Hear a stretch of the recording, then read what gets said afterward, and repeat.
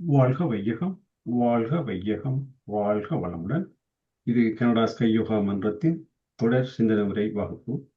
வருகை தந்துள்ள வேதாத்திரிய அன்பர்கள் அனைவருக்கும் இந்த மன்றத்தின் இனிய வணக்கங்களும் வாழ்த்துக்களும்.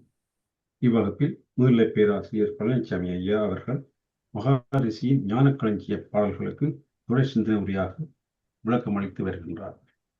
இன்று 40வது பாகம் தொடங்க உள்ளார். சிந்தனை உரையை தொடங்குமாறு கனடா ஸ்கை யோகா மன்றத்தின் சார்பில் ஐயாவை பணிவன்புடன் வேண்டிக் கொள்கிறோம். வாழ்க வளமுடன் ஐயா. வாழ்க வளமுடன் ஐயா. தொடங்கலாம் வாழ்க ஐயா. வளமுடன். வாழ்க வையகம், வாழ்க வையகம், வாழ்க வளமுடன். குரு வாழ்க, குருவே துணை. சிந்தனையை உடல் நலத்தை சீர் அமைத்து உய்வித்த குருவே வாழ்க. வாழ்க வளமுடன், வாழ்க வளமுடன், வாழ்க வையகம்.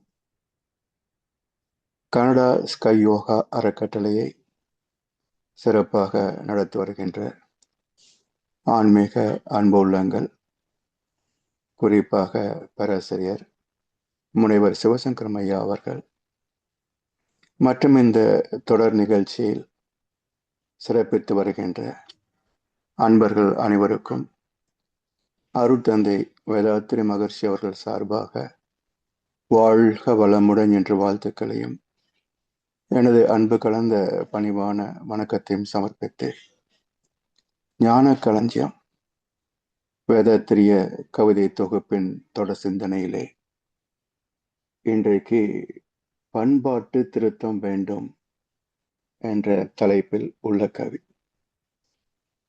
பண்பாட்டு திருத்தம்.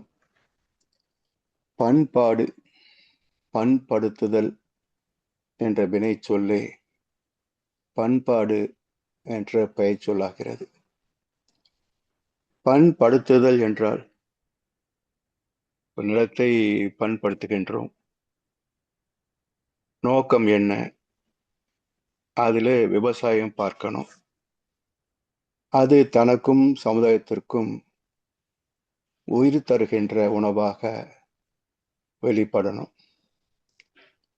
அதுக்கு தடையாக இருப்பது கல்லும் முள்ளும் கலந்த ஒரு பூமி.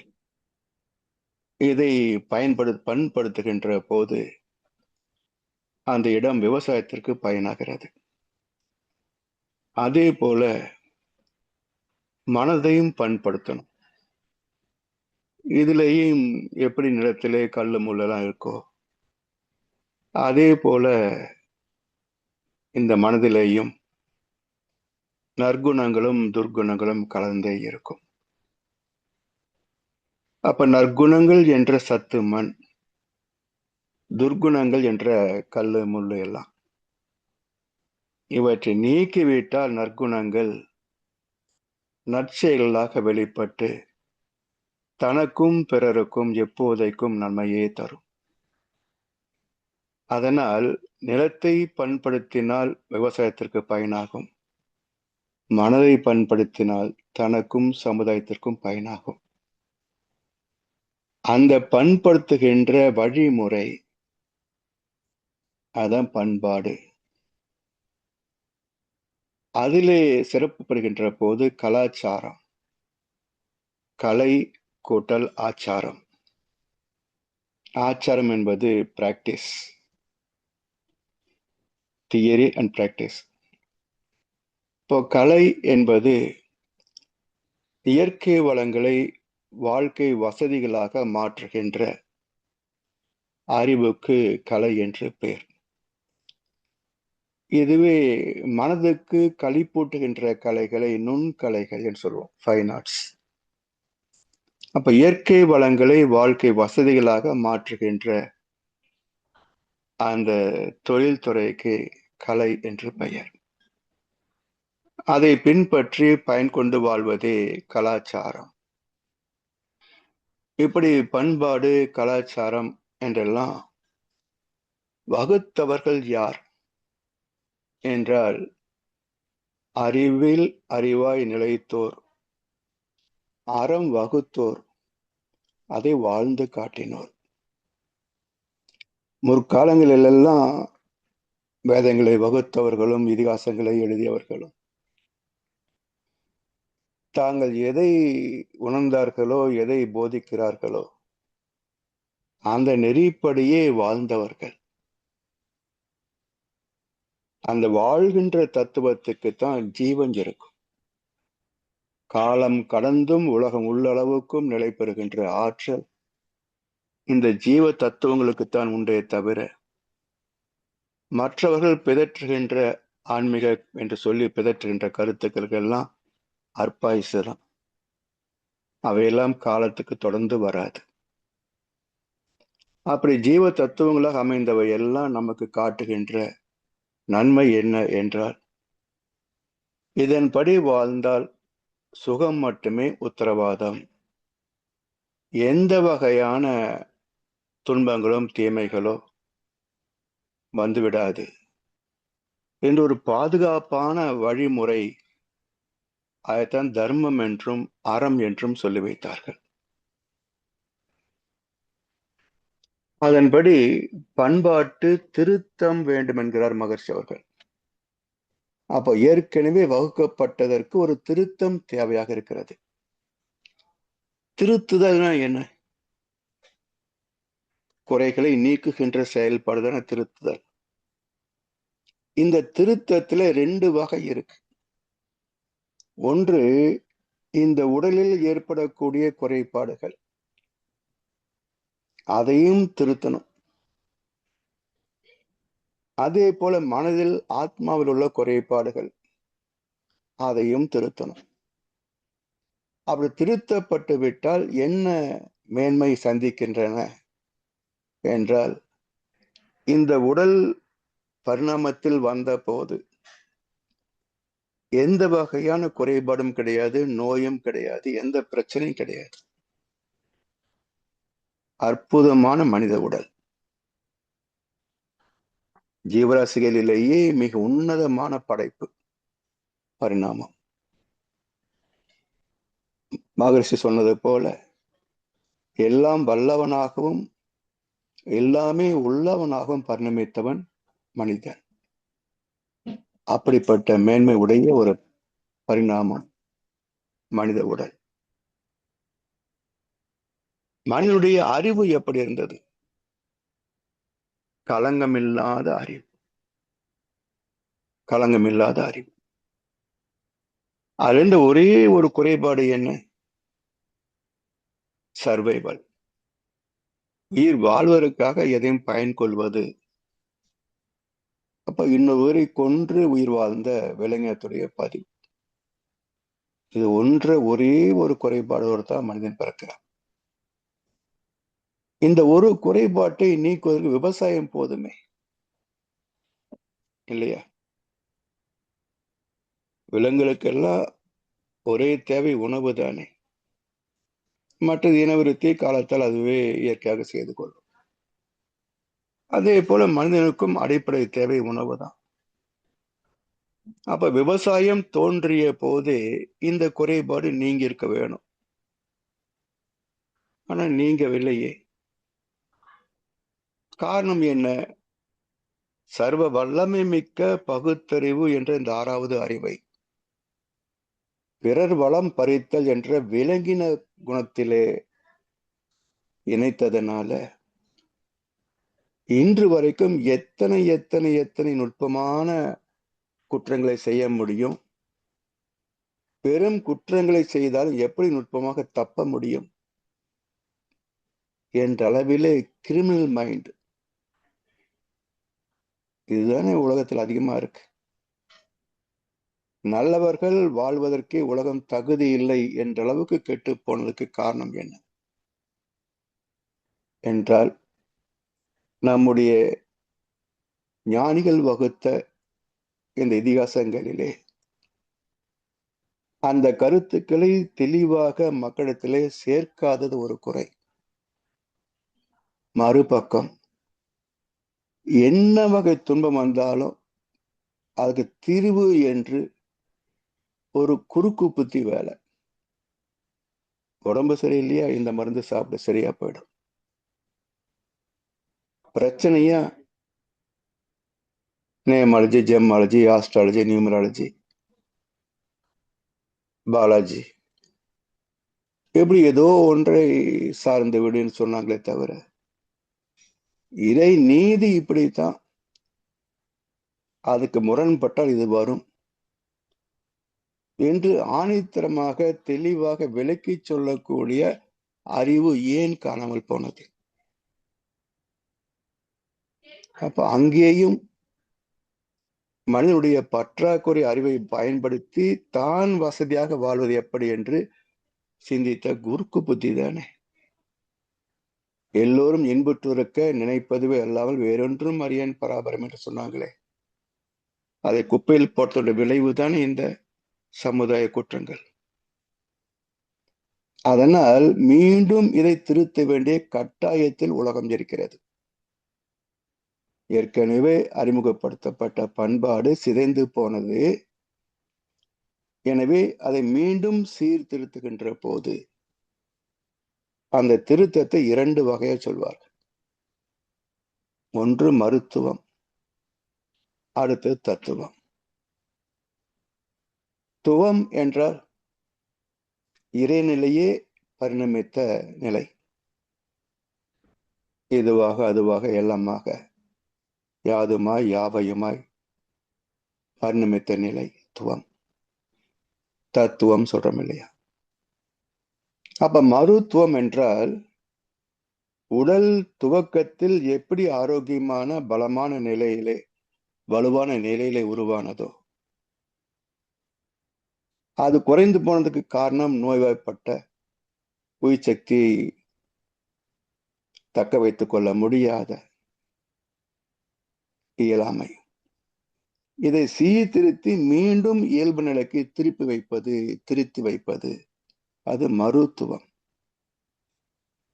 அதே போல சீர்கெட்ட மனதை மீண்டும் திருத்தி வைப்பது தத்துவம். இறைநிலையிலிருந்து வந்த அறிவு பெற்ற கலங்கங்கள் எல்லாம் தூய்மை செய்து திருத்தி அமைத்து மீண்டும் இறைவனாகவே வாழக்கூடிய பக்குவத்திற்கு திருத்தி வைப்பது தத்துவம்.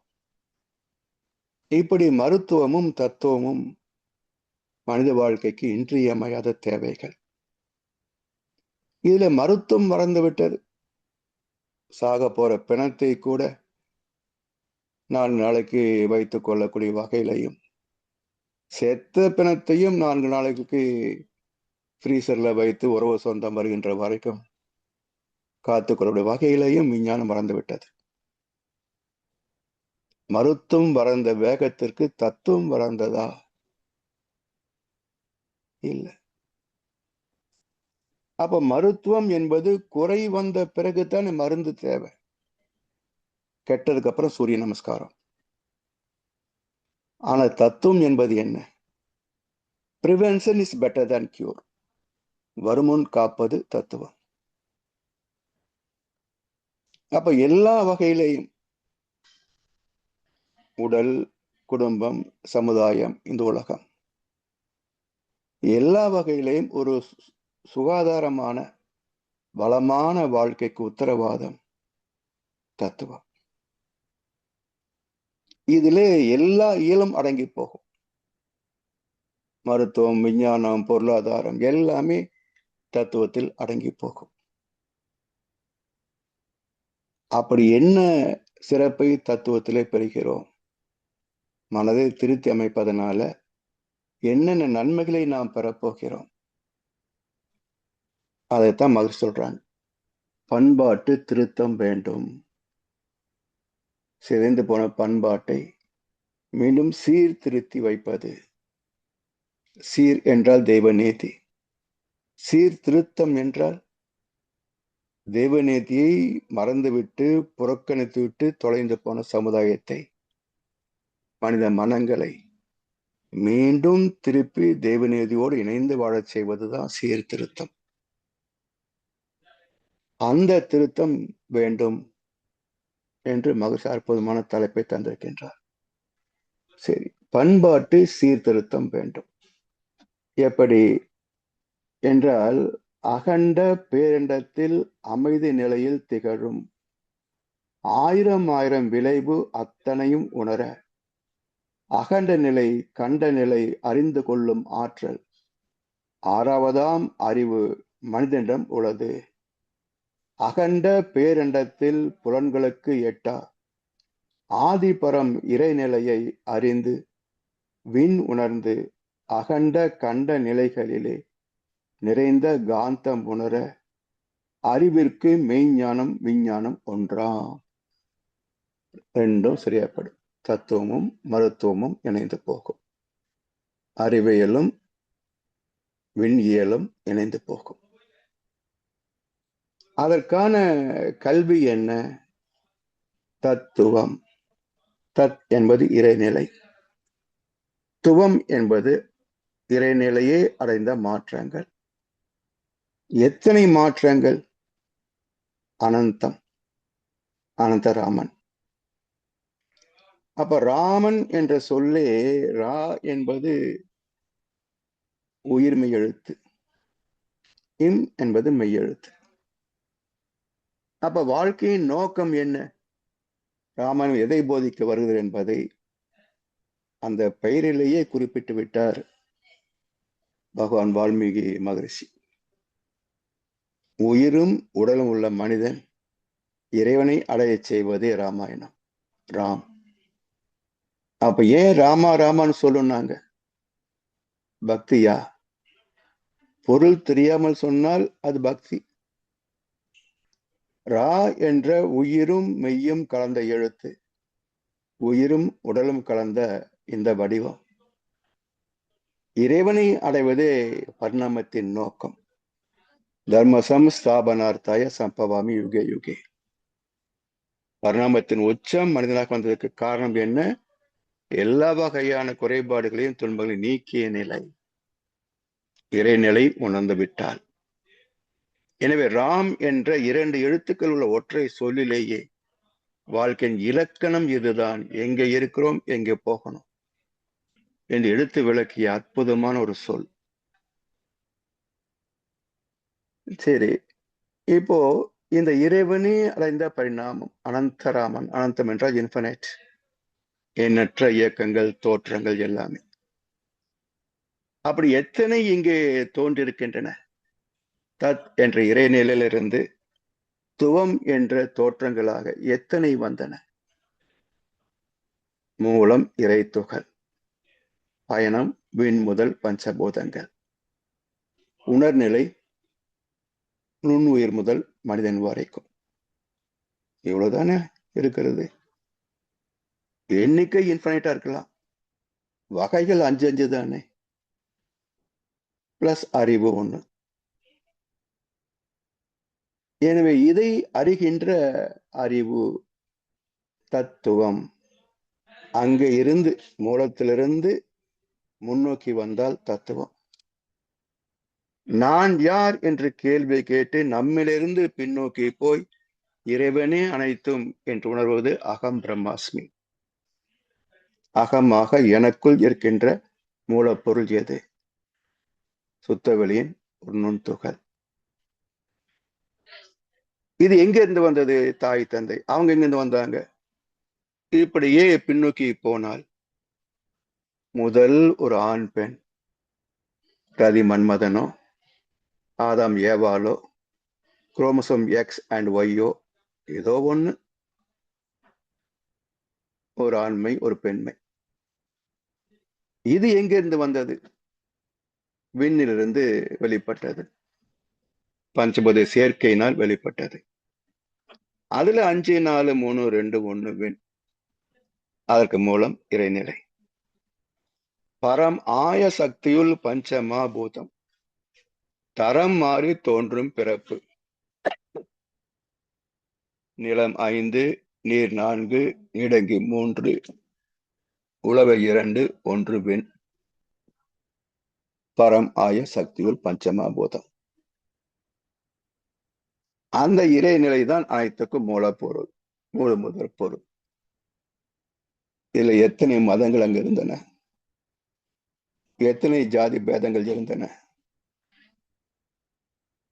அனைத்தும் ஒன்றுக்குள் அடக்கம். இதை உணர்கின்ற போதுதான் எல்லாமே இறைநிலை. இதை யாரை போற்றுவது, யாரை தூற்றுவது? பிறப்போக்கும் எல்லா உயிருக்கும் சிறப்பு ஒவ்வா செய்தலில் வேற்றுமையான். உடைத்த கல்லில் ஒன்று தெய்வம், ஒன்று கோவில், ஒன்று வாசல். இறைவன் படைப்பில் எல்லாம் ஒன்றே, இடத்தை பொறுத்தே எதுவும் மாறும். படிக்கல்லில் மேல ஏறுறோம், சின்ன சின்ன கற்களால் கட்டப்பட்ட சுவர்களை சாஞ்சுக்கிறோம்.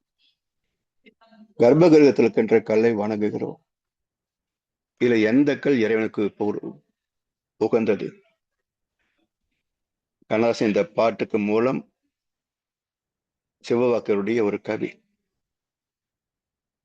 நட்ட கல்லை சுற்றி வந்து 4 புஷ்பம் சாத்தியே, சுற்றி வந்து மொன என்று சொல்லும் மந்திரம் ஏதடா? அதுல இன்னொரு கவி, ஓசை உள்ள கல்லை நீர் உடைத்து 2ஆக செய்துமே, பூசணைக்கு வைத்த கல்லில் பூவும் நீரும் சாத்திரர், வாசலில் பதித்த கல்லை மழுங்குவே மிதிக்கிறீர், ஈசனுக்கு உகந்த கல்லை எந்த கல்லு சொல்லுமே. பாறையிலிருந்து தெய்வம் செதுக்கப்படுகிறது. அந்த செதுக்கப்பட்ட கல் எல்லாம் வீணா போட்டுரும். பெருசா இருந்தா படிக்கல், சிறுசா இருந்தா செவரு. அதனுடைய பயன்பாடு, கல்லு மேல ஏறி வரோம், சேவத்துக்குள்ள சாஞ்சுக்கிறோம், தெய்வத்தை வணங்குகிறோம். சரி, ஈசனுக்கு உகந்த கல்லு எந்த கல்? படிக்கல்லா இல்ல விக்கிரகமா? எது இறைவனுக்கு பிரித்தமானது? ஒண்ணு இது.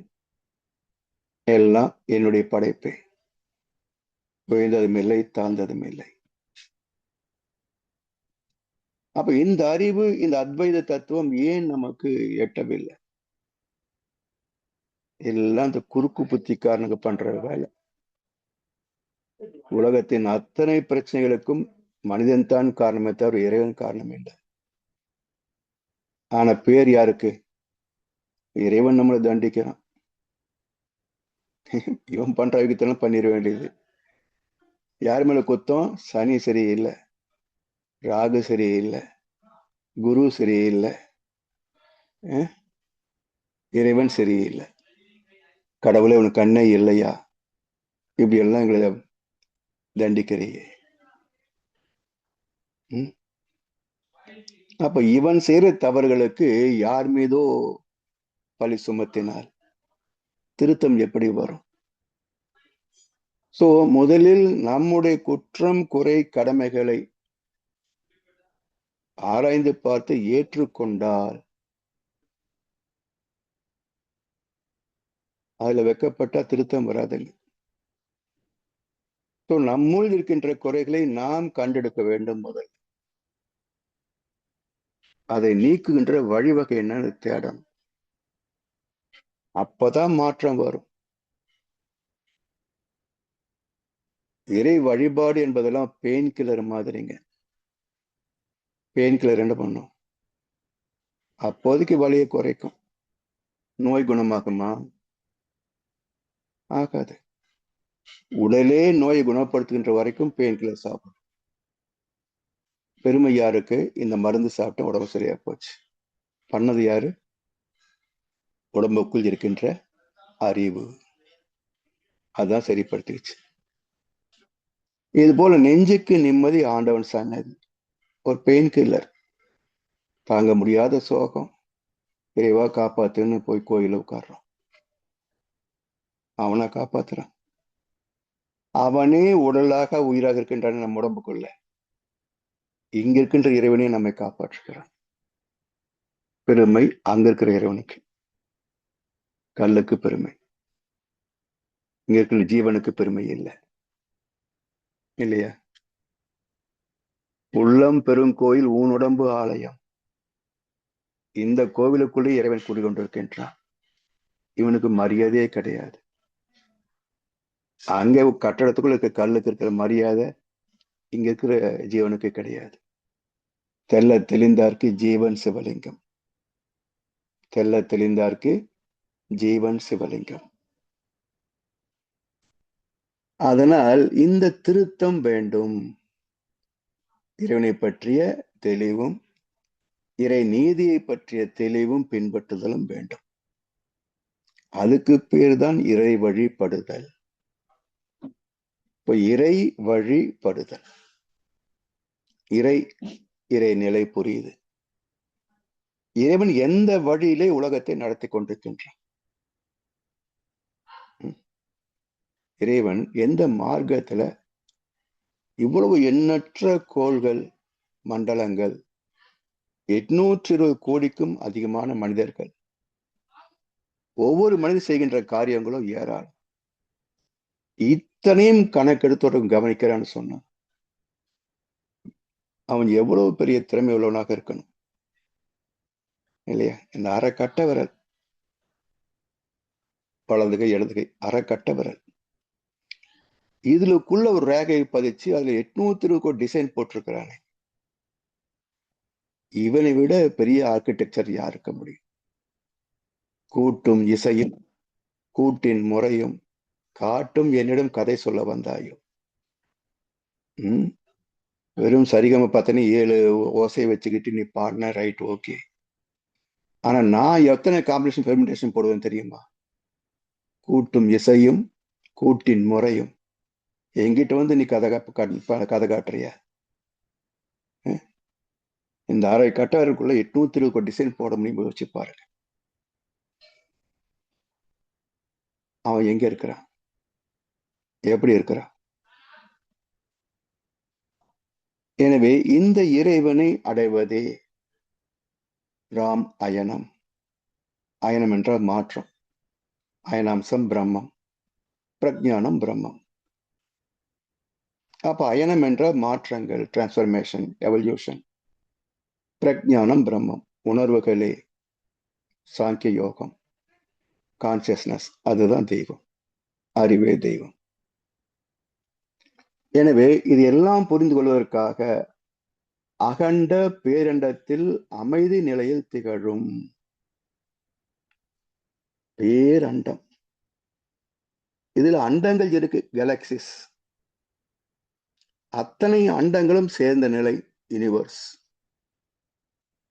அதுல ஜீவன்கள் எல்லாம் சேர்ந்தது காஸ்மாஸ். சரி, இவ்வளவு பெரிய அண்டத்தை, இத்தனை கோடி ஜீவராசிகளை உருவாக்கி இயக்கி காத்து கொண்டிருக்கிறது, அது எங்க இருக்கு? தனியா எங்கேயோ வேற இடத்துல இருக்கா? ரிஷிகேஷ்ல சிவன் இருக்கான், கைலாசத்துல சிவன் இருக்கிறான். அப்ப வேற இடத்துல சிவன் இல்லையா? தென்னாடுடைய சிவனே போற்றி, எந்நாட்டவர்க்கும் இறைவா போற்றி. இப்ப தென்னாடு எது? நமக்கு இந்தியாவுக்கு சவுத் இந்தியா ஓகே, தென் பகுதி. இங்க அமெரிக்காவில் சவுத் அமெரிக்கா தென் பகுதி. அதே போல இந்த பூமியில தென்பகுதி இருக்கு இல்லையா? அப்ப எந்த தென்பகுதி சிவனுக்கு இருப்பிடம்? சரி, எந்நாட்டவர்க்கும் இறைவா போற்றி. அப்ப உலகம் முழுவதும் சிவத்தை தான் கும்பிடுறாங்களா? இப்ப என்ன சொல்ல வந்தாங்க? தென் திசை, தென் புலத்தார் துரியம். துரியத்தில் மனதை வைத்தால் 8 சுழலிலே உயிர் இயக்கத்தை அறிகிறோம். அந்த உயிர் இயக்கத்தையே கவனித்து மனம் ஒன்றுகின்ற போது அந்த சுழற்சிக்கு, இயக்கத்திற்கு மையமாக இருப்பை கவனிக்கிறோம்.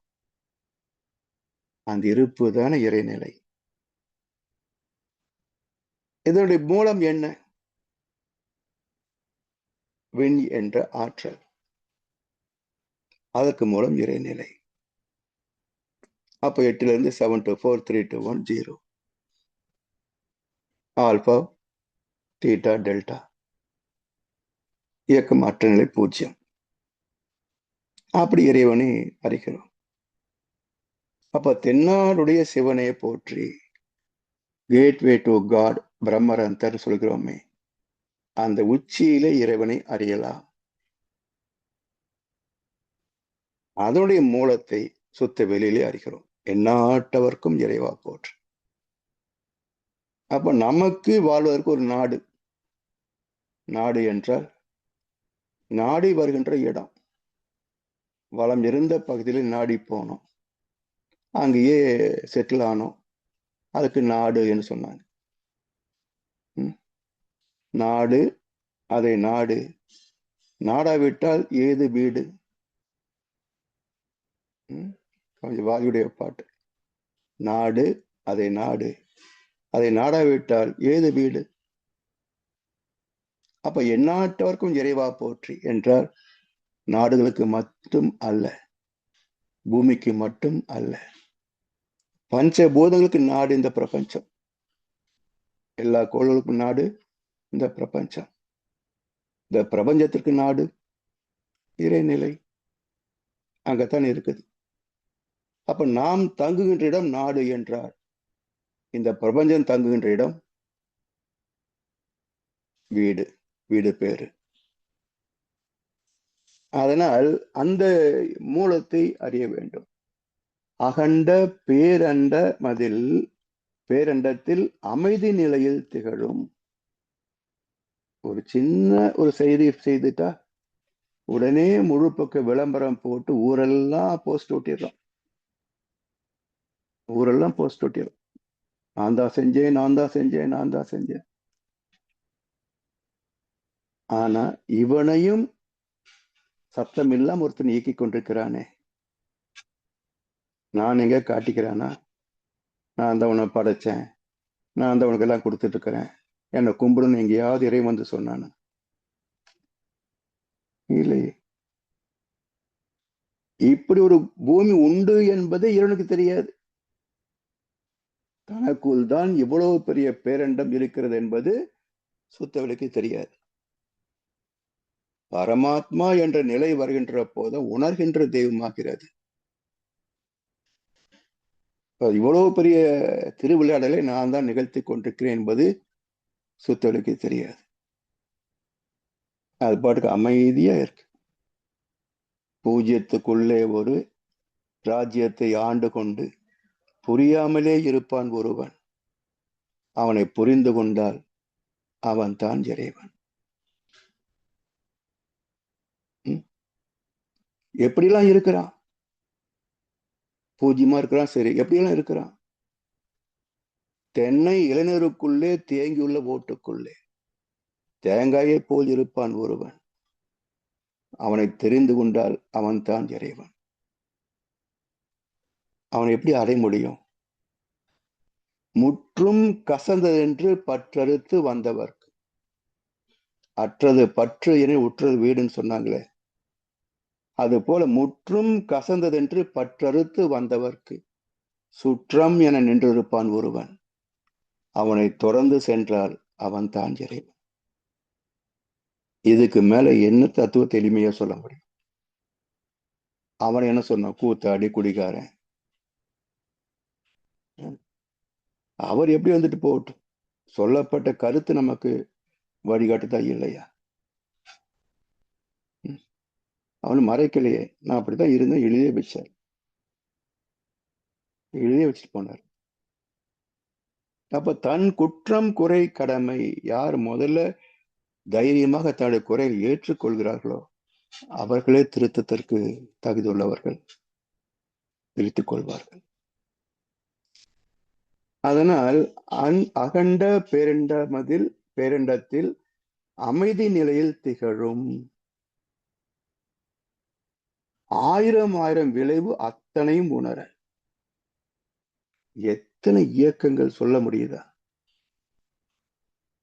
அத்தனையும் உணர்கின்ற வழி என்ன?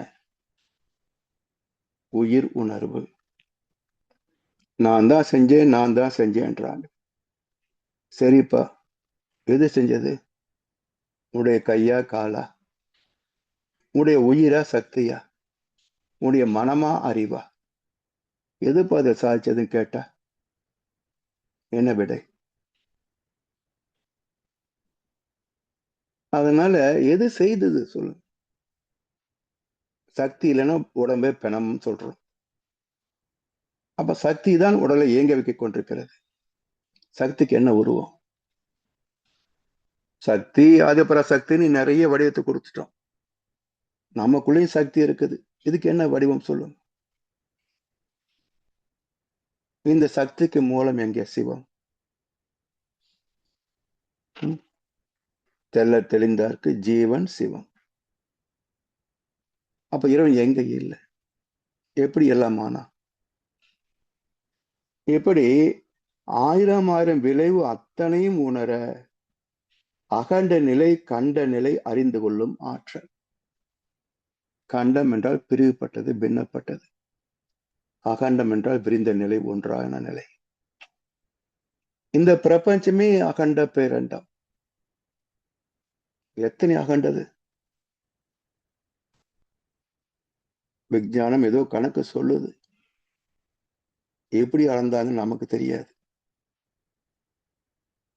ஆனா எவ்வளவு பெரியது! இந்த மனதால் யூகிக்க முடியாத அளவுக்கு பெருசு. நமக்கு தெரிந்த கணக்கு வச்சு பார்த்தாலே மலைப்பாக இருக்கும். இந்த பூமியை நாம் பார்க்க முடியாது இல்லைங்க. மலைகள்ல கோவில்களுக்கு போறோம். அந்த கோவில் வணங்கிய பிறகு வந்து வெளியே நின்று அங்கிருந்து பார்த்தோம்னா கீழக்கின்ற நகரமே தீப்பெட்டியில் அடுக்கியது போல, இந்த குழந்தைகள் விளையாடுவங்களை பிளாக்ஸ் சொல்லி அப்படி அடுக்கியது போல வீடுகள். இந்த விளிம்பு ஆர்க் இது அப்படியே வட்டமாக்கினால், ஓ இவ்வளவு பெருசா இந்த பூமி என்று ஒரு ஆச்சரியப்படத்தக்க ஒரு அளவு, ஒரு சைஸ் நமக்கு அனுமானமாகிறது. இதை போல 19 லட்சம் மடங்கு பெருசுங்க. ஒரு புள்ளி வச்சா அதே போல 19 லட்சம் புள்ளி வச்சா அது சூரியன்.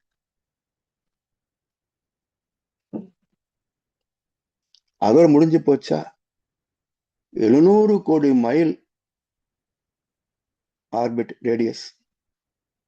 அவ்வளவு தூரத்துக்கு போகுது சூரியனுடைய காந்தலை கதிர்கள். அதுக்குள்ள நவக்கோள்கள் மிதந்து உருண்டோடிக்கிட்டு இருக்கு. சரி, இதுதான் உலகமா அப்படின்னா, இதை போல் 10,000 கோடி சூரிய குடும்பங்கள்.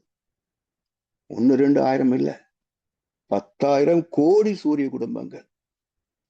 ஒரே மண்டலம், கேலக்சி, பால்வெளி மண்டலம். இதை கடந்தால் ஆண்ட்ரோமேடா கேலக்சின்னு ஒரு பேர் வச்சிருக்கிறார். அப்படி 108 மண்டலம் இருக்கிறதாக கந்த புராணத்துல குறிப்பு, திருமந்திரத்துல ஒரு குறிப்பு. வேற எங்கேயும் இல்லை 108 மண்டலம் இருக்கா இல்லையா. இன்றைக்கு சயின்ஸ் என்ன சொல்லுது? 2 ட்ரில்லியன் கேலக்சிஸ் இருக்குன்றாங்க. எப்படி அளந்தாங்கன்னு தெரியாது. எத்தனை கோடி ஆச்சுங்க? 1 ட்ரில்லியனுக்கு எத்தனை கோடி கணக்கு பாருங்க. 2 ட்ரில்லியன் கேலக்சிஸ் இருக்குன்னு இப்ப ரீசெண்டா ஒரு யூடியூப்ல பார்த்தேன்.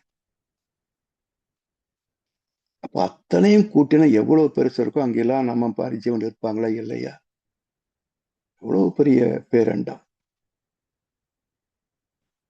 இதற்குள் எத்தனையோ பிரிவுகள், நட்சத்திரங்கள், சூரியன்கள், கோள்கள், விண்கற்கள். நமக்குள்ளேயே பாருங்களேன், கழுத்து வரைக்கும் உள்ளதுக்கு பேரு முண்டம், கழுத்துக்கு பேரு கண்டம், தலைக்கு பேரு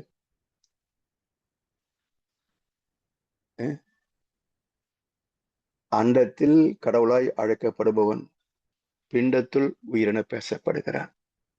கண்டத்து மேலே கருவில் நிலைத்தவன் அண்டத்தும் பிண்டத்தும் அவனையே காண்கின்றான். அப்ப கண்டத்துக்கு மேல போனா கருவா? கருவா தலையா? தலையேதான் கரு, தலைவனே தான் கரு. அப்ப தலைன்னு ஏன் பேர் வச்சாங்க? தலைவனே தலை, கண்டத்து மேலே கரு.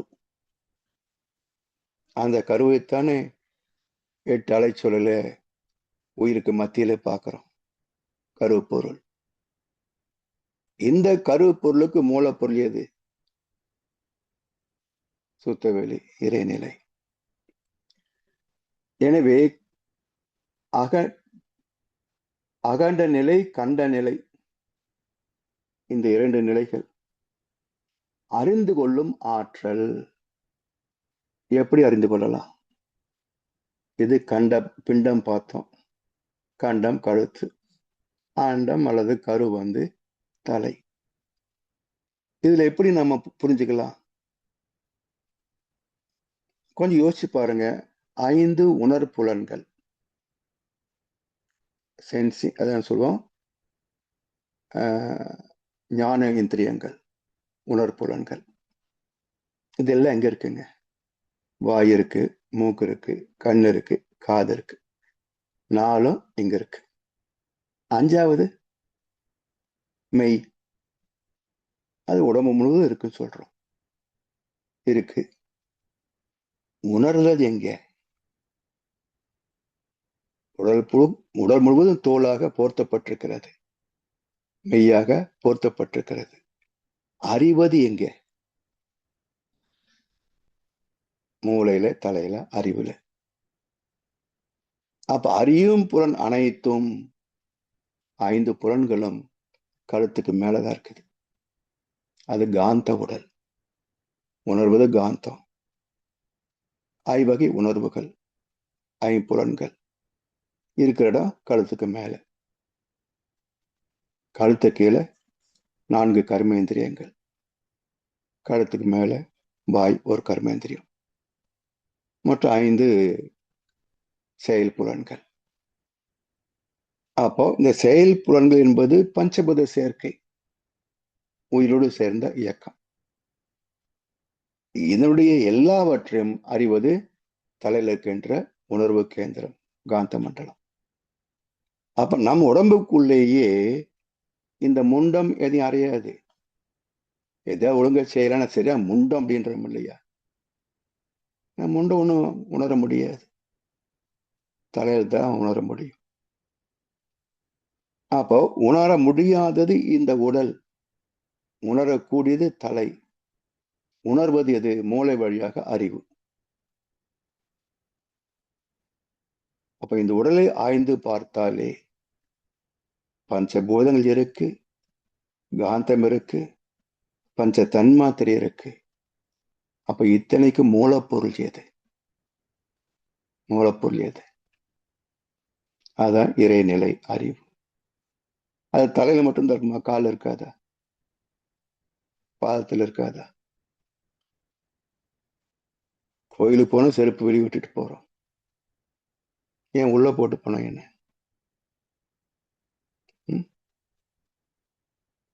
அதாவது செருப்பு வெளியே விட்டுரும், சரிங்க.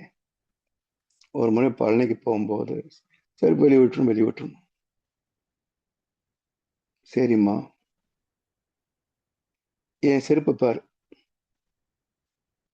இங்க நீங்க வச்சிருக்கீங்க சுத்தமான படிக்கட்டு, போற வழி, எதையும் பார், எது சுத்தமா இருக்கு? என் செருப்பு தான் சுத்தமா இருக்கு. ஏன் நான் செருப்பு போட்டு மேல போகக்கூடாது?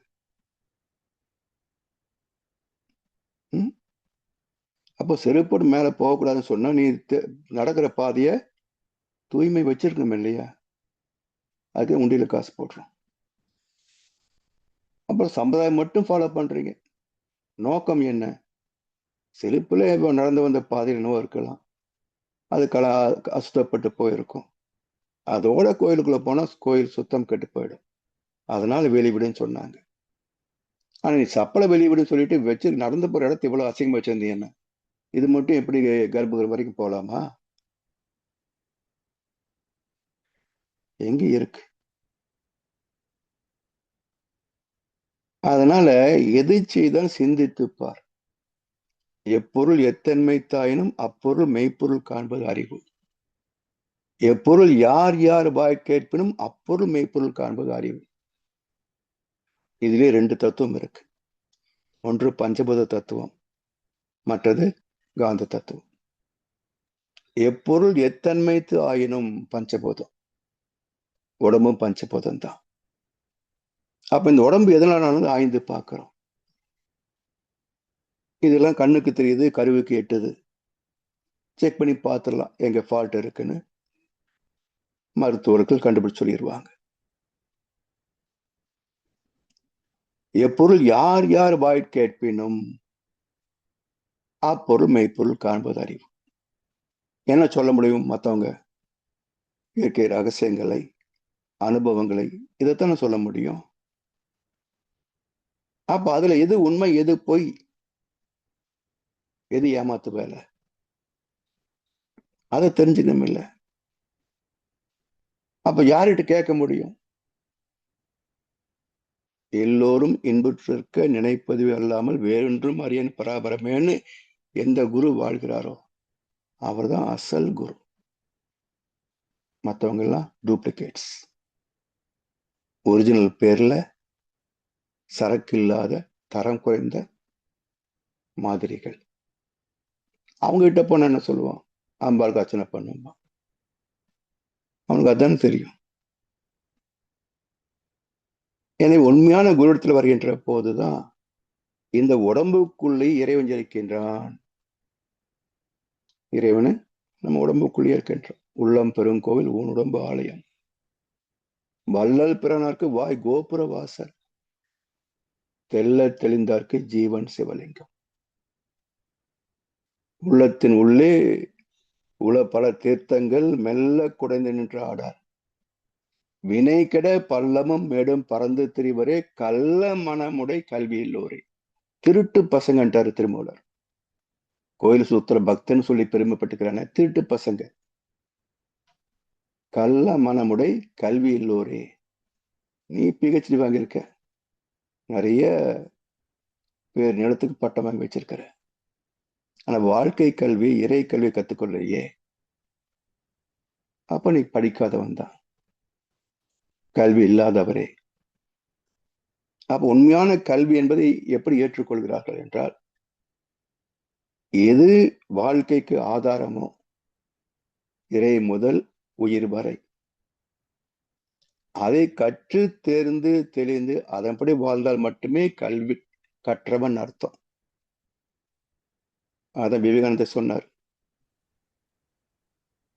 இந்த பிரிட்டிஷ் வந்து அட்டை கல்வி அறிமுகப்படுத்திய பிறகு என்ன மாற்றம் நிகழ்ந்திருக்கு? பண்பாட்டை இந்த அட்டை கல்வியால் தர முடியாது என்று டிக்ளேர் பண்ண மகான் விவேகானந்தர். திருத்திக்கிட்டுமா இது வரைக்கும்?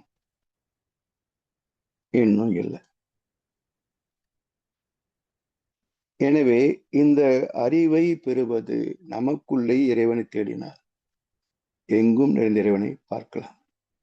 எனவே அகண்ட நிலை கண்ட நிலை அறிந்து கொள்ளும் ஆற்றல் ஆறாவதாம் அறிவு மனிதனிடம் உள்ளது. மனிதனை தவிர வேறு எந்த ஜீவனும் அறிய முடியாது. அப்ப அறிகின்ற திறமுள்ள ஒன்று நம்மகிட்ட என்ன இருக்குங்க? பகுத்து பார்க்கின்ற அறிவு. எப்பொருள் எத்தன்மை தாயினும் அப்பொருள் மெய்ப்பொருள் காண்கின்ற அறிவு. பகுத்து கொண்டே போன மிச்சம் என்ன? 75 கிலோ எடை இந்த உடம்பு. கூறு போட்டுட்டே போறோம். ஒவ்வொரு உறுப்பு ஒரு பேர் வச்சிருக்கிறோம். அத்தனை உறுப்புகளும் எதனால் ஆனது? உடம்புக்குள்ள நிறைய உறுப்புகள் பேர் வச்சிருக்கிறோம். அத்தனை உறுப்புகளும் எதனால் ஆனது? 7 தாதுக்களால் ஆனது, இல்லையா? இந்த 7 தாதுக்களாக மாறியது எது? உணவு. அதுக்கு முன்னாடி தாயின் கருப்பையில எது வளர்ந்தது? தாயின் கருப்பையில அம்மா சாப்பிட அப்படியே போய் குழந்தை வாயில் விழுந்ததா? இல்லையே. தாயின் நாதம் என்ற காந்தத்தை ஈர்த்துத்தானே வளர்ந்தது. உணவுல என்ன நம்ம எடுத்துக்கொண்டோம்? காந்த அலைகளே. அப்ப அந்த 7 தாதுக்களாக இருப்பது உயிர். உயிருக்கு மூலம் என்ன? காந்தம். காந்த கடவுள் முருகன். அதுக்கு மூலம் பஞ்சபூதம் அண்ணன் விநாயகன். எங்கிருந்து பிறந்தது? சக்தி என்ற தாய். சக்திக்கு மூலம் எங்கே? சிவம். ஆண் மூலம் அரசாளும், பெண் மூலம் நிர்மூலம். என்ன அர்த்தம்? ஆண்மை என்ற அறிவு அனைத்திற்கும் மூலம். பெண்மை என்ற சக்திக்கு மூலம் யார்?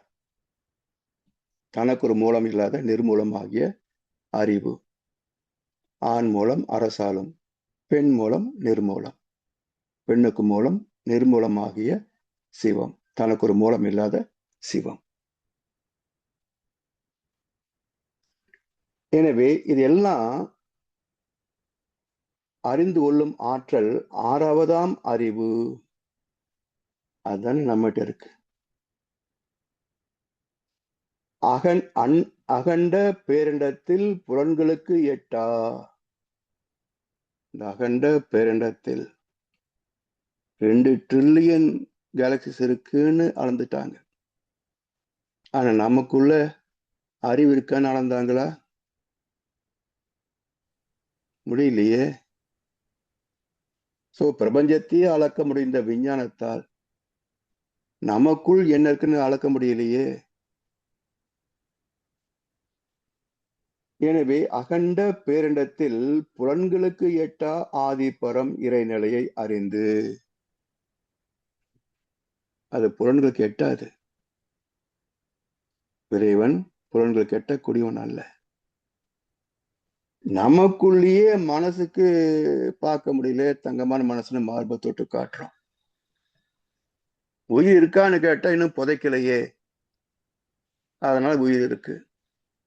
அறிவு இருக்கான்னு கேட்டா தலையை தொட்டு காட்டுறோம். அப்ப பாதத்தில் அறிவு இல்லையா? அறிவு இல்லாத இடமே எங்கே? அப்ப ஒவ்வொரு இயக்கமாகவும், இயக்கத்திற்கு மூலமாகவும், இயக்கத்திற்கு அப்பாலும் காற்று வெளி இடை கண்ணம்மா நீந்தன் காதலை எண்ணி கழிக்கின்றேன். அதுல பாருங்களேன், அது யாரைய கண்ணம்மான்னா செட்டப் பண்றான். பாரதருடைய மனைவி பேரு செல்லம்மா. இந்த கண்ணம்மா யாருன்னா ஒரு கற்பனை காதலின்றான். இவ்வளவு விளக்கம் சொல்றாங்க பாரதியார் பாட்டுக்கு. இவங்க கீப் வச்சுக்கிற மாதிரி பாரதியார் கீப் வச்சுட்டாங்க. கண்ணன் கண்ணம்மா. கண்ணன் என்பது சுத்தமான தூயவெளி. கண்ணம்மா என்றால் ஈகத்தோடு அமைந்த சுத்தவெளி. அப்ப காற்று வெளி இடை கண்ணம்மா. ஒரு விண் சுத்துது, இன்னொரு விண் சுத்துது, ரெண்டுக்கு மத்தியில் என்ன இருக்குது?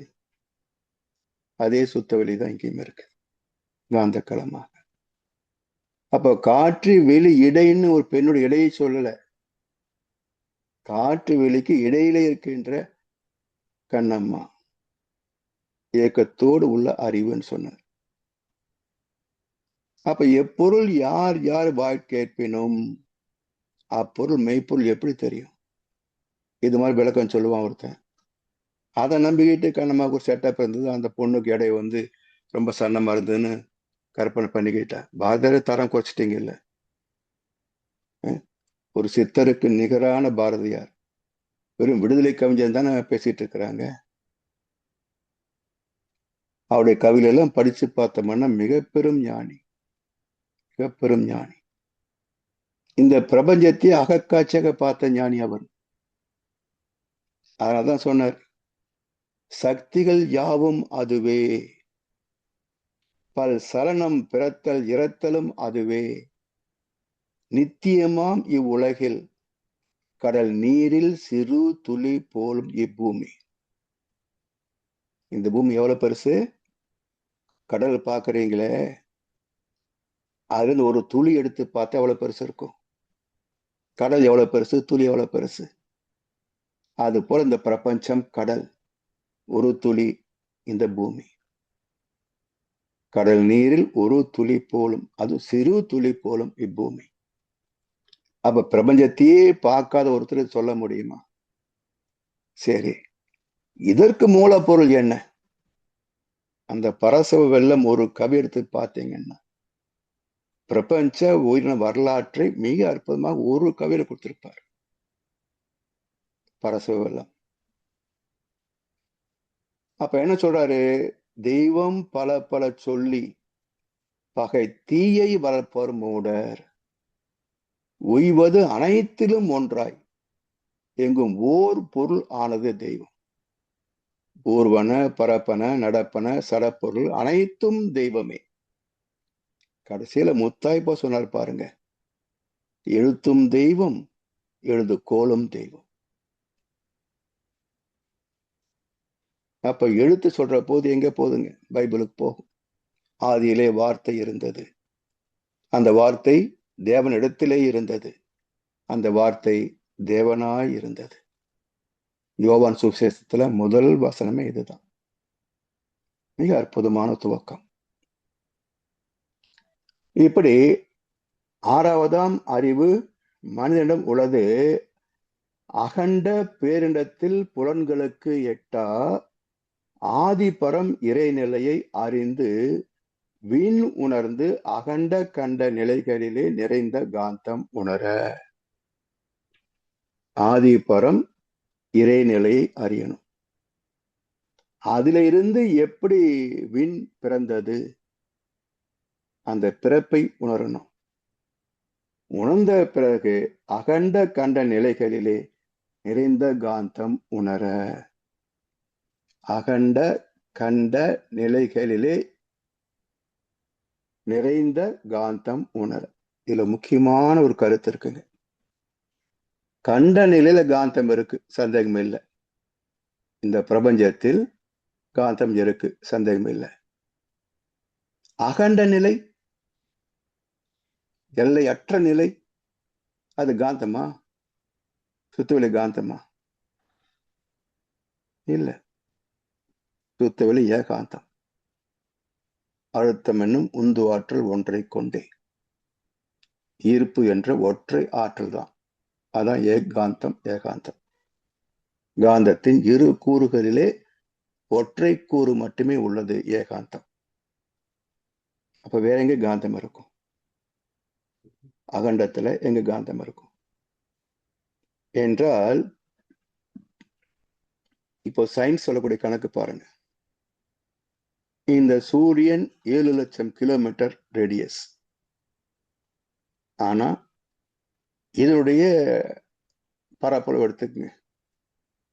ரேடியஸ் சொன்னா நாம 2πr πr ஸ்கொயர்டை போட்டு சுற்றளவு பரப்பளவு கண்டுபிடிச்சிடலாம். இது பௌதிக நிலை. இந்த கியூபிக் எம்எம்ஓ கியூபிக் சிஎம்ஓ என்ன வச்சுக்கோங்க, இந்த பருப்பொருளுடைய காந்த அலைகள் எவ்வளவு தூரம் போகுதுன்னு சொன்னோம். குறைந்தபட்சம் 700 கோடி மைலுக்கு மேல போகுதுங்க. 7 கிலோமீட்டர். ஆனா காந்த களம் 700 கோடி மைல். எவ்வளவு மடங்கு? 8574 மடங்கு பெருசு. ஆரத்தை விட காந்த களம் 8574 மடங்கு அதிகம். முடிஞ்சு போச்சா? தெரியாது. அதுக்கு முடிவு கிடையாது. கடைசி அவுட்டர் பார்ட் ஆஃப் புளூட்டோ, அது வரைக்கும் 700 கோடி. எங்க முடியுதுன்னு கணக்கெடுக்க முடியாது. அது போல இந்த சூரியன் சுத்தினால இத்தனை மடங்கு காந்த களம் போகுது. இவ்வளோ பெரிய பிரபஞ்சம் சுத்திட்டு தானே இருக்குது. அப்ப காந்த களம் வரும் இல்ல, அது எவ்வளவு தூரம் போகும்? அதனால்தான் சில பேர் ஏன் காந்தம் என்று இறைவனை சொல்றாங்க அப்படின்னா, இவங்க சுத்த வழிக்கு போகல. ஆனா காந்தமே கடவுள்னு முடிச்சுட்டாங்க. சுழல்கின்ற பிரபஞ்சத்தை சூழ்ந்திருப்பது காந்த களம். அதையும் கடந்த நிலைதான் இருப்பு. அதான் பூஜ்யம், இயக்கமற்ற ஏகாந்தம். அதனால் அகண்ட கண்ட நிலையில் நிறைந்த காந்தம் உணர அறிவிற்கு மெய்ஞானம் விஞ்ஞானம் ஒன்றாம். எப்படி ஒண்ணாச்சு? பஞ்சபூதங்கள் எல்லாம் ஆராய்ந்து பார்த்தது விஞ்ஞானம். என்ன எடுத்தது?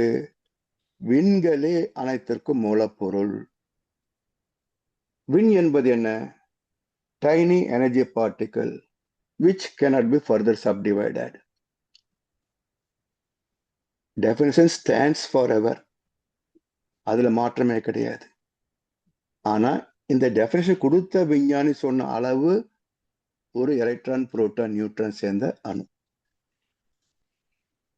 அதுக்கு பிறகு விஞ்ஞானம் வளர்ந்த போது இந்த மூணையும் தனித்தனி பிரிச்சாங்க. Electron, independent particle. மாஸ் வருவது காரணம் என்ன? Proton, neutron. அந்த நியூட்ரானையும் பிரிச்சாங்க. கடைசியில என்ன மிச்சம்? பகுக்க முடியாத ஒரு சிறு துகள், இயக்கம். துகள் கூட சொல்ல முடியாது. அதையும் எனது ஹைட்ரான் சொல்லுவாங்களே, அது போல ஒரு கருவியில 27 கிலோமீட்டர் நீளத்துக்கு ஆராய்ச்சி பண்ணினாங்க. இங்க உடைந்த துகள் அது வரைக்கும் போச்சு. என்ன போச்சு, எங்க போச்சு, எவ்வளவு போச்சுன்னு தெரியல. சோ அதிர்வுகளாக மறைந்து போனது. So god particles cannot be seen என்று 2012 வருஷமே டிக்ளரேஷன் கொடுத்துட்டாங்க. அப்ப காட் பார்ட்டிகள் இறை துகளே பார்க்க முடியாத போது இறைவனை எப்படி பார்க்க முடியும்? அதனால் மகர்ஷி வாழ்ந்த காலத்திலேயே சொன்னாங்க, இந்த காட் பார்ட்டிகள் என்ற இறை துளி இருக்கு பாருங்க, இது வரைக்கும் தான் விஞ்ஞானம் வரும். இதை பார்க்க முடியாது சொல்வதுதான் விஞ்ஞானத்துடைய உச்சக்கட்ட டிக்ளரேஷன். ஏன் பார்க்க முடியாது என்றால், விஞ்ஞானம் தானே விஞ்ஞானம். அது நியூட்ரான் உடைக்கலாம், புரோட்டானை உடைக்கலாம். அந்த டைம் டிஸ்டன்ஸ் வால்யூம் ஃபோர்ஸ் 4 பரிமாணங்கள் இருக்கின்ற வரைக்கும் தான் விஞ்ஞானத்துடைய கருவிகளுக்கும் கணக்குக்கும் எட்டும். God particle 2 dimension, force and volume. இறைநிலை சிங்கிள் டைமென்ஷன், அழுத்தம் மட்டுமே. அப்போ விஞ்ஞானத்தால் எந்த காலத்திலையும் இந்த 2 டைமென்ஷன், சிங்கிள் டைமென்ஷன் ரெண்டையும் பார்க்க முடியாது. அதுதான் ஒரே டிஸ்டிங்ஷன். மெய்ஞானத்திற்கான தனிச்சிறப்பு இந்த 2 தான். மற்ற எல்லாமே விஞ்ஞானத்துக்குள் அடங்கி போகும். இது எல்லாமே ஏன் பிரம்மாவுக்கு 4 முகம், பிரம்மலோகத்துக்கு 4 முகம் என்றால் பிரபஞ்சமே பிரம்மலோகம், யூனிவர்ஸ்.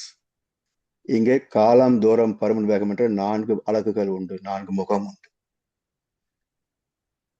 அதற்கு மூலம்.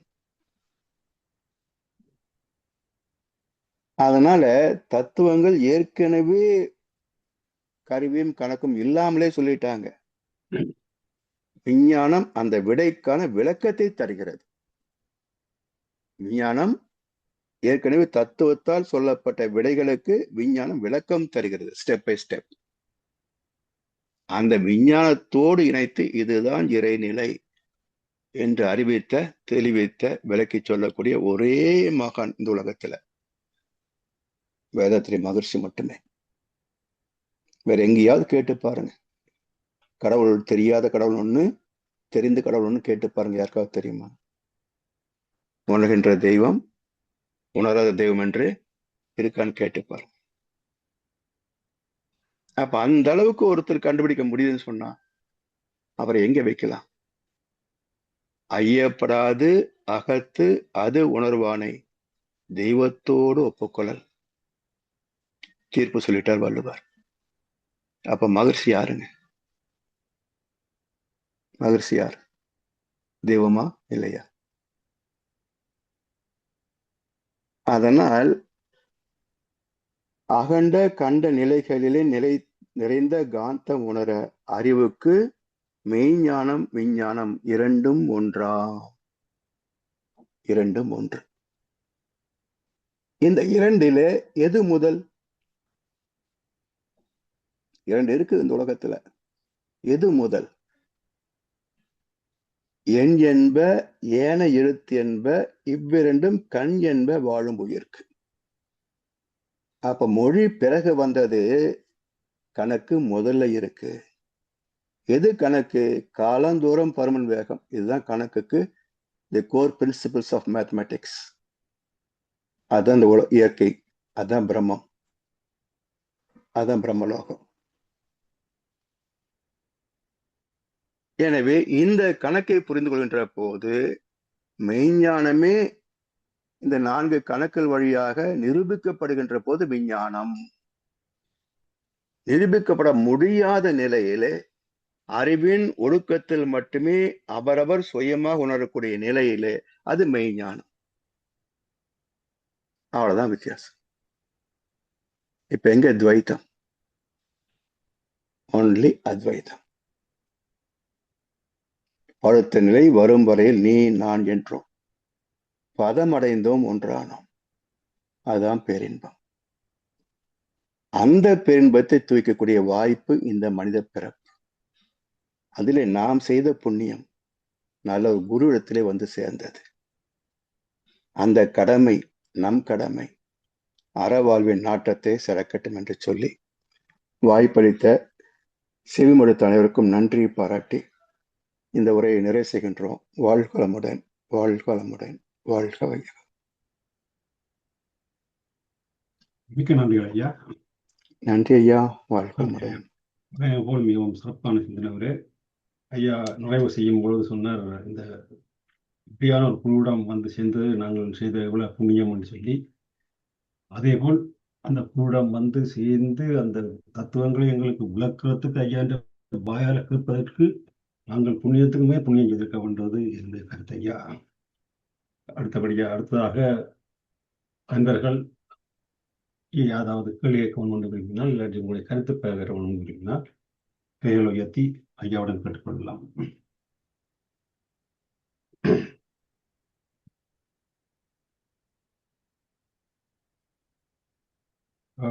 ஐயா, நான் ஒரு கேள்வி என்ற சென்ஸ் சொல்லுங்க ஐயா. என்னடா ஐயா, இது எனக்கு இப்ப அடிக்கடி வந்து போற ஒரு உங்களோட மெட்ட சிந்தனைகள் எல்லாம் கேட்க இது ஒரு வந்து போகும் இன்றைக்கு கேட்கணும் போல என்று சொன்னீங்க. பார்க்கும் போல சொன்னீங்கள், அதாவது இந்த பரிணாமத்தில் மனித உடல் மிகவும் மேன்மையானது, அது சரி. மற்றது தொடங்கும் பொழுது அறிவு ஒரு களங்கம் இல்லாத அறிவா இருந்தது, அதுவும் சரி. அது ஒரே குறைபாடு என்றால் அந்த விலங்கின பதிவு, அதாவது வந்து பிறர் வளம் பறைத்துண்டார். மற்றது அதால அவனுக்கு குறுக்குப்பத்தி வந்தது. அப்ப அந்த எல்லா பிரச்சனைக்கும் அந்த குறுக்குப்பத்தி தான். அதுதான். அப்ப நான் அதை வச்சு நான் அப்படியே நான் பாட்டுக்கு இதை பற்றி கணக்கு சிந்திக்கிறது உலகத்தை பார்க்கும் பொழுது. அப்ப பாத்தீங்கன்னா இப்ப உலகத்தை பார்க்கும் பொழுது அந்த எந்த ப்ரொஃபஷனல் இருக்காங்க அங்கு எல்லா இடத்திலும் அந்த மெத்தவனை சுரண்டி தின்ற அந்த மனிதனுக்கு அப்படியே ஒன்றிலே ஒன்று வந்துட்டது. அப்ப எனக்கு மனதில் உருவாகிறது என்னன்னு சொன்னால், இதெல்லாத்துக்கும் காரணம் அந்த பாருங்க, இப்ப விலங்குகளை பார்த்தீங்கன்னு சொன்னா அது எப்போ எப்படி ஆரம்பிச்சதோ அப்படியே ஒரு சிஸ்டமேட்டிக்கா ஓடிக்கொண்டு இருக்குது. இந்த மனிதனுக்கு இந்த பகுத்தறிவை கொடுத்தபடியேத்தான் அவன் இந்த பகுத்தறிவை பாவிச்சுத்தான் இப்ப குறுக்கு புத்தியை பாவிச்சு எல்லாம் செய்து கொண்டு போயிருக்காங்க. அப்படி என்னும் பொழுது அந்த இறைநிலை வந்து இப்ப இறைநிலையை பற்றி சொல்லிக்க நீங்க உடனே சொன்னீங்கன்னு சொன்னால், அவர் ஒரு பெரிய ஆர்கிடெக்ட், அதுக்கு ஒரு பாட்டு சொன்னீங்க, அந்த கூட்டுமிசையும் அது சொன்னீங்க. பட் என்னோட சொன்னீங்க, இத்தனை ஜீவராசிகளையும் உருவாக்கி பார்த்து கொண்டிருக்கிறான் இறைவன் அப்படின்னு ஒரு இடத்தில் சொன்னீங்க. அப்ப இறைவனுக்கு அதை உருவாக்கும் பொழுது இந்த மனிதனுக்கு இந்த பகுத்தறிவை கொடுத்தா இவன் இப்படி எல்லாம் செய்து எல்லாம் ஆக்கி போடுவான் என்று சொல்லி அந்த பகுத்தறிவை கொடுக்காம இருந்தால் நல்லா இருந்திருக்குமே ஐயா. அதுதான் உணராத தெய்வம் தானே மூலம். அதுக்கு இப்படி நல்லா நடக்கும் தெரிஞ்சிருந்தா அதை நிறுத்தி இருக்கும். அதுக்கு தெரியாது, சுத்தவெளி இதெல்லாம் தெரியாது. அது வந்து என்ன? ஃபோர்ஸ் அண்ட் கான்சியஸ்னஸ், தன்னிருக்கம், அறிவு. அந்த இரண்டும் எழுச்சி பெற்ற நிலையிலே உருவானதுதான் இறை துகள்கள். அதுவே அதனுடைய அழுத்தம் சூழ்நிறுத்துகின்ற போது இறை துகளை விண்ணாக மாறுச்சு. இதுல எதுவுமே திட்டமிட்ட நிலை கிடையாது. அடுத்து என்னவாக மாறப்போகிறது என்பது சுத்தவெளிக்கும் தெரியாது. எப்போ காந்தம் உருவாகுதோ, ஜீவகாந்தம் உருவாகுதோ, அந்த உடலற்ற அந்த ஜீவாந்தத்துக்கு பேர் தான் பரமாத்மா. அதைத்தான் உணர்கின்ற தெய்வம்னு சொல்றோம். சரி, இப்போ ஜீவாந்தம் வந்த பிறகு அந்த உணர்கின்ற தெய்வத்தை மாத்தி அமைக்க முடியுமா? அடுத்த ஆமாய்யா, கேள்வி அதான். வரும் இல்லையா? ஆமா ஆமா. அது மாத்தி அமைக்க முடிய காரணம் என்னன்னா, நீங்க எந்த ஒன்றை இது தரமாற்றம் வச்சுங்க. இப்ப திருத்தம்னு சாமிஜி தலைப்பு கொடுத்திருக்காங்க. ஏற்கனவே ஒன்று வகுக்கப்பட்டது, அது அலட்சியப்படுத்தப்பட்டது, முறை மாற்றப்பட்டது. இப்ப அதை திருத்தி அமைக்க வேண்டிய தேவை நமக்கு இருக்கு. இது எல்லாமே எதை மையப்படுத்தியதுன்னு சொன்னா, கடந்த கால அனுபவங்களை பதிந்து பிரதிபலிக்கின்ற ஆராய்ச்சி மனம், அறிவு. ஆனா பரமாத்மாவுக்கு பதிவு கிடையாது. பிறகு எப்படி ஆராய்ந்து பார்க்கும்? பதிவு இருந்தால் நீங்க சொல்ற மாதிரி ஆராய்ந்து பார்த்து மனிதனையும் படைக்காம கூட நிறுத்தி இருக்கும். ஆனா அதுக்கு பதிவு இல்லையே, ஆனா ஆராய்ந்து பார்க்க முடியாது. சோ அது பாட்டுக்கு கிரியேஷன் என்னவோ அது பாட்டுக்கு பண்ணி அது நடந்துகிட்டே போயிட்டு இருக்கும். எதுவுமே நாம் இதை நடத்துறோன்ற இது கிடையாது. பரமாத்மாவுக்கும் கிடையாது, சொத்து விலைக்கும் கிடையாது. ஐயா, எல்லாம் உருவாக்கும் பொழுது அதுக்கு ஒரு ஒரு ஒரு காரணம் இல்லாம எல்லாம் ஒரு தன்பாட்டில் உருவானது. ஆஹ் அது அப்படியே ஓடிக்கொண்டே இருக்கு. அந்த உருவாக்கினது போல ஓடிக்கொண்டே இருக்கு. அதுல கடைசியா பாத்தீங்கன்னா இந்த செயல் விளைவு தத்துவம் தான் அங்க முக்கியம். என்னென்ன ஆமா, செயல் விளைவு என்பது என்னங்க, இப்போ நாம ஒரு வீடு கட்டிட்டோம் அழகா, அதை திடீர்னு ஒரு மாடிஃபிகேஷன் பண்ணணும் இடிக்கணும்னு சொன்னா கொஞ்சம் வருத்தம் படுறோமா இல்லையா? அவ்வளவு அழகா கட்டிட்டோம், தேவையில்லாம இடிக்க வேண்டியிருக்கேன்னு யோசிக்கிறோம் இல்ல? ஆமா இல்ல கட்டிட்டோம் எங்கேயாவது சரியா இல்ல, அது பெரிய ஒர்க் பண்ணணும்னு சொல்லும்போது நல்லா கட்டாம விட்டுட்டானுமா அம்மையாசிரியன்னு சொல்லி திட்டுறோம் இல்ல? அது போல எவ்வளவு அற்புதமான பூமி படைத்து விட்டான் இறைவன் வச்சுக்கோங்க. அப்போ இப்போ காடுகள் அழிக்கிறதுக்கு வைல்டு ஃபயர் 100 இடங்களுக்கு மேல வைல்டு ஃபயர் எரிஞ்சுக்கிட்டு இருக்குது, அணைக்க முடியல. பல இடங்கள்ல ஃப்ளட்ஸு, நிலச்சரிவு, அப்புறம் யுத்தம் ஒரு பக்கம் போய்கிட்டு இருக்குது. அப்ப இவ்வளவு அற்புதம் உலகத்தை உருவாக்கி விட்டு அதை பாதுகாக்காம இறைவன் விட்டுட்டானே இல்லையா? ஆமாய்யா, ஆமா. சரி, கவலைப்படுறானா? அதுவும் இல்லை. அப்போ ரெண்டுமே அவனுடைய இயக்கம். ம், ம். அழிவும் ஆக்கமும் இரண்டுமே இறைவனின் இயக்கம். நான் தான் பண்றேன்றது அவனுக்கு தெரியாது. இது எங்கே சிறப்படைகிறது? நாம வந்துட்டு மனிதனாக இந்த இயற்கை காப்பாற்ற முடியுமா? முடியும். மனிதர்களை ஒழுங்குபடுத்த முடியுமா? முடியும். எப்படி முடியும்? எல்லாருக்கும் இந்த அறிவை கொடுக்கணும். ஒரு சில இடத்துல புரியாதவர்களுக்கு சட்டத்தின் மூலமாக கட்டாயப்படுத்தணும். சுதந்திரம் என்பது கிடையாதுங்க. இந்தியாவில் இருக்கிறது முட்டாள்தனமான சுதந்திரம். அதனாலதான் இந்தியா உருப்படாம இருக்குது. கொஞ்சம் ஒரு கட்டுப்பாடு வேணும். அது யார் மீறுறாங்க? அரசியல்வாதிகள் மீறுறாங்க. அப்ப எப்படி மாற்றத்தை கொண்டு வர முடியும்? அப்ப இதை முறைப்படுத்தி விட்டால், ஒவ்வொரு மனிதன் ஒழுக்கத்தின்றி வாழ தொடங்கி விட்டால், இயற்கை சீற்றம் இவ்வளவு இருக்காது, ஜனத்தொகை இவ்வளவு இருக்காது. ம். அப்ப மனிதத்திலே தான் அந்த கடமையும் பொறுப்பும் இருக்கிறது. தன்னை காத்துக் கொள்ளவும், சக மனிதர்களை காத்துக் கொள்ளவும், தான் வாழ்கின்ற இயற்கையை காத்துக் கொள்ளவும் அறிவு மனுஷங்கிட்ட தான் இருக்கு. அதை மேன்மைப்படுத்த வேண்டிய, வெளிப்படுத்த வேண்டிய பொறுப்பு தான் அரசியல் தலைவர்களுக்கும் மதவாதிகளுக்கும். அந்த ரெண்டுமே திருடல் ஆயிட்டாங்களே. ம். இல்லைன்னா மகசூலை கருத்துக்கள் இன்றைக்கு எந்தனோ உலகத்துல போய் சேர்ந்திருக்கணும், சேரலையே. ஆனா இறைவனே ஒரு கணக்கு எடுப்பான். அதான் நீ காலையில கூட சொன்னேன், 40% சேர்த்ததுக்கு அப்புறம் மிச்சம் தானே பயபக்தி வந்துடும். அப்போ ஒழுக்கம் தானா வரும். அப்போ ஓரளவு ஆட்சி அமைஞ்சு போகும். அதுக்கான காலகட்டத்துல வாழ்ந்துட்டு இருக்கிறோம். நமக்குள்ளையா நமக்கு அப்புறமா தெரியாது. அதுதான் அமைப்புங்கய்யா.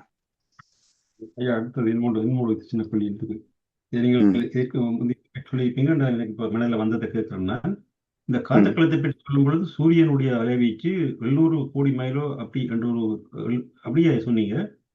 ஆமா. அலைவீச்சு அப்படி போகும்னு சொல்லி இப்படி அப்படி அது நீங்க அதை சொல்லும்போது எனக்கு ஒரு கேள்வி வந்தது என்று சொன்னால், ஒரு சந்தேகம் வந்தது என்று சொன்னால், இந்த அலைவீச்சுன்னு சொல்லும் பொழுது இப்ப எத்தனையோ இப்படி சூரியனை போல எத்தனையோ அந்த பிரபஞ்சத்திலே எத்தனையோ கோள்கள் எல்லாம் இந்த ஒன்றில் ஒன்று அலைவீச்செல்லாம் அப்படி இருக்குது இருக்க அந்த ம். அது கிளாஷ் வர ஒன்றின் அளவீச்சோட மற்றது அது அந்த கிளாஷ் வராது கிளாஷ் அப்படி என்று. இருக்கும் இருக்கும், எல்லாம் கலந்ததுதான். அதனால தான் பூமிக்குள்ள வந்து ஏற்றத்தாழ்வு ஏன் வருது? ரைட், இப்போ சரியா. புயல் புயல் வருதுன்னா காற்றழுத்த தாழ்வு மண்டலம் விஞ்ஞானம் சொல்லுது. ம், ம். ஓ, எப்போ இருக்கிற காத்து தானே, ம். ஏன் சரி, அழுத்தம் மாறணும்? அப்படின்னா வேறு கோளுடைய தாக்கம் இருக்கிறது பூமி மேல, ரைட், சரி, இப்ப புரிஞ்சுது. அதனால் புயல் வெள்ளம் வருது. அப்போ அந்த 5 இருக்கு பாருங்க, glass reflection refraction, right, right, அது ரைட். பிரபஞ்சம் முழுவதும் இயக்கம் இருக்கவே செய்யும். இருக்கும் ஐயா, ரைட். ம். சரி ஐயா.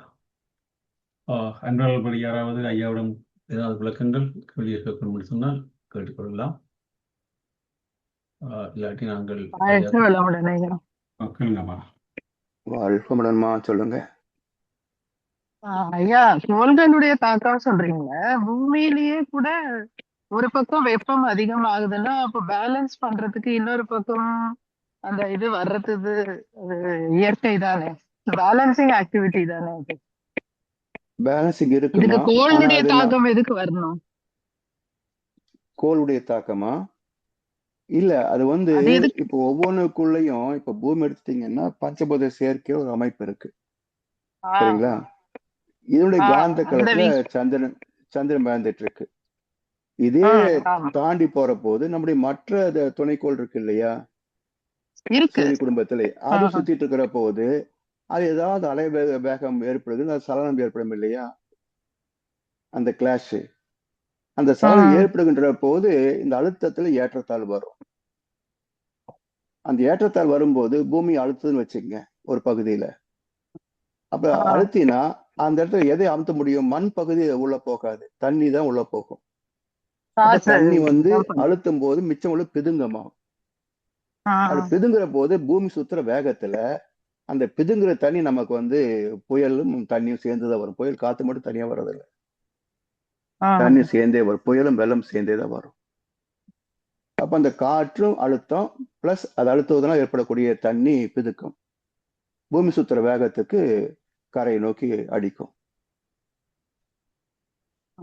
ஸோ இதுல நம்முடைய அறிவு என்ன அப்படின்னா, எது வரைக்கும் இந்த புயல் வெள்ளம் வருகின்ற போது தண்ணி உள்ள வருதோ அது வரைக்கும் நாம் போக கூடாது என்பது அவ்வளவுதான். அவ்வளவுதான், சிம்பிள். அவ்வளவுதான். நாம அங்க போய் பூந்துட்டு புயல் வெள்ளம் பாதிச்சிருச்சு சொன்னாக்க உன்னை யார் அங்க போக சொல்றா,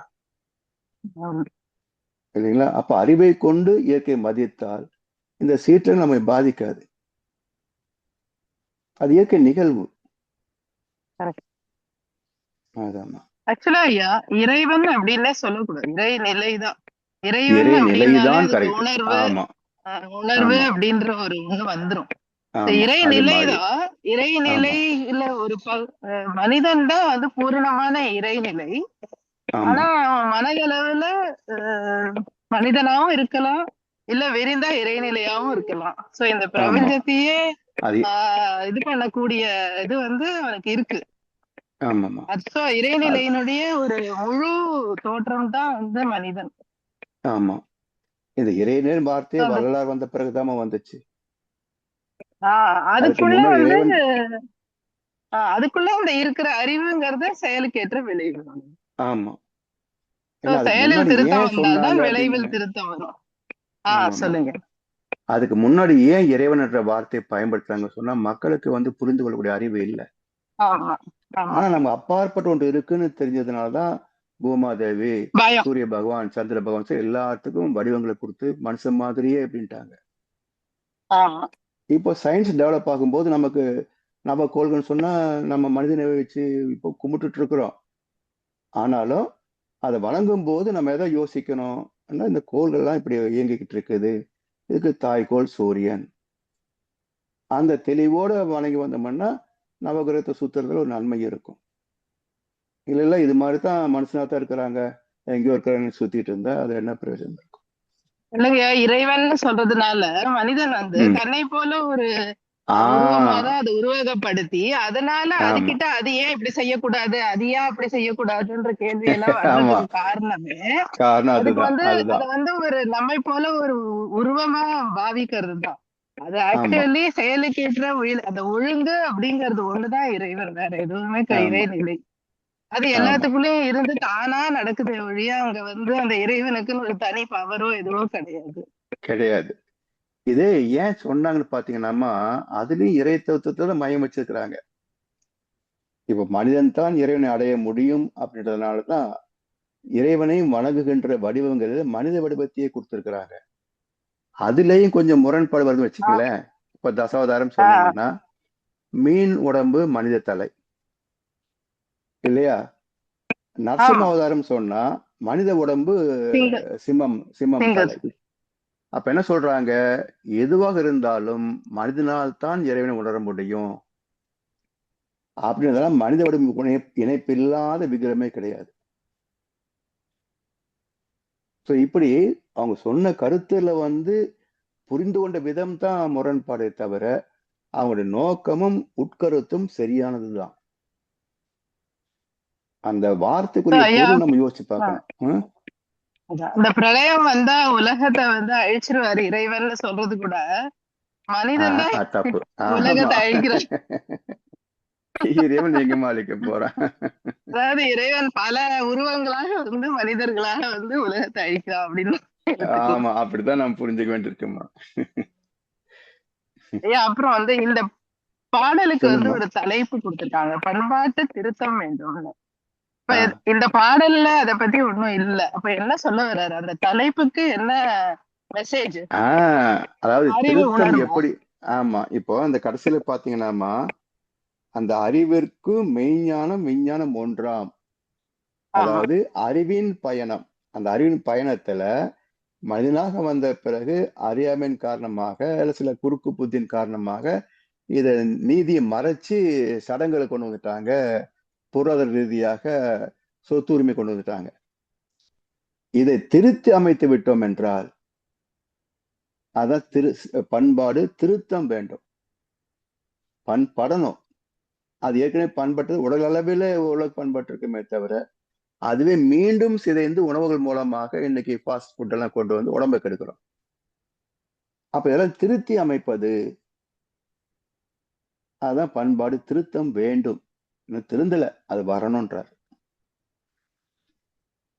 அந்த ஐயா, முழுமை அப்ப பெற்ற போறோம். திருத்தம்னு சொல்றது வந்து அப்ப அந்த அறிவை உணர்தல் தானே, அகண்ட ஆமாமா. நிலை உணர்தல். ஆமா, உணர்ந்து அது உணர்ந்து. எப்படி செயல்படுகிறதுங்கிறது உணர்ந்து அதற்கேற்றாற் போல அவருடைய செயல்கள்ல திருத்தம் கொண்டு வரணும். ஆமா, அதுதான் செயலை வந்து பண்பாட்டு திருத்தம். இறை நீதோடு இணைத்துக் கொள்வது. அதான் சீர்திருத்தம் சொன்ன பாருங்கம்மா. ஓகே, சீர்மை. ஓகே. சீர் என்பது தெய்வநீதி, அதுக்கு ஒத்தபடி ஓகே. திருத்தி அமைத்துக் கொள்வது சீர்திருத்தம். ஓகே. ஓகே. சரி, சரிம்மா. ஓகே, ஐயா, வாழ்க்கை. அப்புறம் வந்து இப்ப வந்து நீங்க சொன்னீங்க அண்டம் தனி, நடுவுல கண்டம் இருக்கு, தலை தனி. இப்போ ஆ தலை தனியா இருந்தாலும் உணருமா? தனி உணராது. ஏன்னா ஒண்ணு உணர்வுக்கு இணைப்பு ஒண்ணுமே இல்லை. ஒண்ணுமே இருக்காது. வெறும் கருமையம் உணர்வு. இல்லாம. கருமை மட்டும் இருக்கணும், இயக்கம் இருக்கணும் இல்லையா? கைகால் இயக்கம் இருக்கணும். இல்ல, உணர்ப்புணல்கள் எல்லாம் தலையில தானே இருக்கு. இருக்கு. ஆனா மெய்வாய் கண் எதை மூக்கு. உணர்வது? எதை உணர்வதுன்னு கேள்வி வந்தா, ஆனா ஒட்டுமொத்த நீங்க சொல்ற மாதிரி ஒட்டுமொத்த இயக்கம் இருந்தா தான் எல்லாமே. முண்டமும் இருக்கணும், கண்டமும் இருக்கணும், கருவும் இருக்கணும். அப்பதான் இயக்கம் முழுமை பெறுது. பட் கம்பேரிட்டிவ்லி உடல்ல வந்து தலைதான் பிரதானம்ங்கிறதுனால ஏன்னா அதுதான் உணர்ப்புலன். ஓகே. உணர்வுதான் காந்தம். அதனால என்சான் உடம்புக்கு சிரசே பிரதானம். சரி. ஓகே. வாழ்க வளமுடன் ஐயா. வாழ்க்கை. ஜனநாயக கழிக்கப்படுகிறார். ஐயா வாழ்க வளமுடன். சிறப்பான சிந்தனை ஒரு ஐயா. நீங்க சொன்ன மரபொருட்களை விளங்கி கொள்றது வந்தது கொஞ்சம் கஷ்டமா இருக்கு. ஒரு கேள்வி வந்தது, இப்ப ம் இறைநிலைக்கு எவ்வளவு அறிவு இருக்குன்னு சொல்லி சொன்னா அது தன்னைத்தானே உணர முடியாத நிலை ஏன் வந்ததுண்டு. ம் அப்படி என்றா இப்ப அவ்வளவு அறிவு இருக்கிறது தன்னைத்தான் உணரக்கூடிய நிலை வந்திருக்கேன் தானே பார்த்தா எல்லாம் வந்து ஒரு மெஷினும் மெக்கானிசமும் காந்த நிலையும் மாதிரி அப்படி ஒரு இதுக்குள்ளதான் போகுது, என்ஜின் ரூம் மாதிரி. ம் உண்மையில அதுல உயிருணர்வு இருக்கான்றது கொஞ்சம் ஒரு சந்தேகத்துக்கிடமான ஒரு கேள்வியா வந்துரு ஐயா. அதுக்கிடையில ஒரு எதுக்கு எனக்கு ஒரு மெஷினுக்குள்ளயா மெஷின்லையா? ஆமா உண்டுங்க ஐயா. கல்லும் மரமும் மௌன நிலையில் நின்று கடமை தவறாது பயனாகும் போது. அப்ப கல்லு சரி அதிலிருந்து வந்தது தானே, உலகங்களிலிருந்து வந்தது தானே மிஷினரி. ஆமா ஆமா அப்ப மண்ணுக்குள்ள எல்லா உலகம் நம்ம எடுத்தோம் சரி இல்லையா? ஆமா அப்போ இந்த உலோகமே அலுமினியமா இருக்கணும், பித்தளையா இருக்கணும், தாமிரமா இருக்கணும், தங்கமா இருக்கணும், பிளாட்டினமா இருக்கணும், இரும்பா இருக்கணும். எப்படி டிசைன் ஆச்சு இல்லைங்களா? ஆமா ஆமா அப்போ ஆமா அறிவு அந்தந்த அணுக்களை கூட்டுவிக்கின்ற போது ஒவ்வொரு எண்ணிக்கைக்கு தகுந்தாற் போல மூலகங்கள் மாறுது மூலங்கள் பலவாயன்றாய். ஆமா மாறுது. ஆமா அப்ப அந்த சரி ஸ்பெசிபிக் கிராவிட்டி, இரும்புக்குள்ள ஸ்பெசிபிக் கிராவிட்டி வேற, தங்கத்துக்குள்ளது வேற சரி இல்லைங்களா? ஆமா அப்போ ஆமா அணுக்கள் ஒவ்வொன்று பக்கத்துல எவ்வளவு அணுக்கள் சேர்கிறதோ, இப்ப தங்கம் தனியா பாலகம் உள்ள இல்லையே, மண்ணுக்குள்ளேயே தான் தங்கம் கலந்து இருக்குது சரி இல்லையா? அதே போல இரும்பு எடுத்தீங்கன்னா இரும்பு பாலமா கீழே கிடையாது, மண்ணுக்குள்ளதானே இருக்குது. ஆமா அந்த ஆமா ப்ராசஸ் பண்ணி எடுத்ததான் வடிகட்டி கசல் எடுத்துட்டோம்னாக்கா இரும்பு பார் வருது, தங்கமாவோ தங்கம் இரும்பாவோ வருகிறது. பிஸ்கட்டா ஆமா ஆமா பண்ணிக்கிறோம். ஆமா எல்லாம் மண்ணுக்குள்ளதான் கலந்து இருக்குது. அப்போ பல பொருட்கள் வித் டிஃபரெண்ட் ஸ்பெசிபிக் கிராவிட்டி இல்லைங்களா? அப்ப சரி மண் அப்படின்னா அதுக்குள்ளேயே டிஃபரெண்ட் ஸ்பெசிபிக் கிராவிட்டி உள்ளது இருக்கு. இப்ப இது இன்னும் நீங்க பாத்தீங்கன்னா மண்ணுல செடி முளைக்குன்னு சொல்றோம். அப்ப எல்லா மண்ணும் செடி முளைக்க வேண்டியது தானே? ஆமா ஆமா சரி அப்படின்னா மண் சத்து மண்ணாக மாறணும்பாங்க.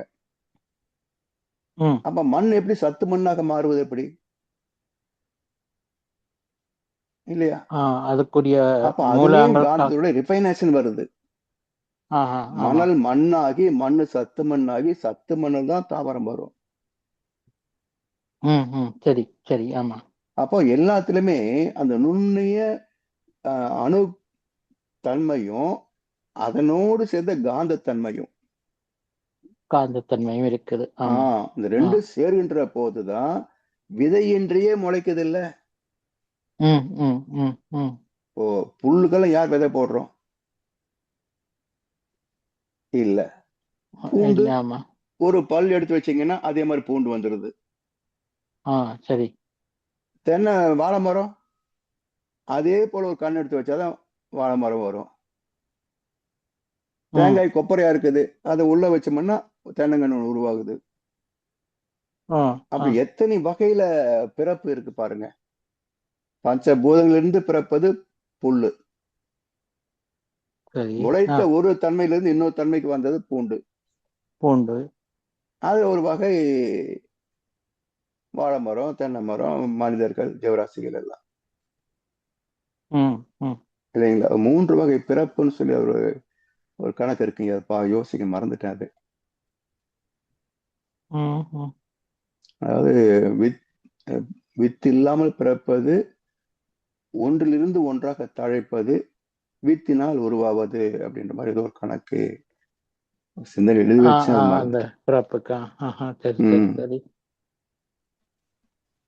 அதெல்லாம் புல்லாகி பூடாகி புழுவாகி மரமாகி பல்விருகங்களாகி எல்லாம் சொல்லி சிவபுராணத்தை வருது இல்லையா? விதைத்து முளைப்பது, பூண்டு ஒன்றே இன்னொன்று முழுமையாக தழைப்பது, அப்படி பல்விருகமாகி மனிதராகி எல்லா பிறப்பும் பிறப்பிழைத்த எம்பெருமானின் வரும் இல்லையா சிவபுராணத்துல?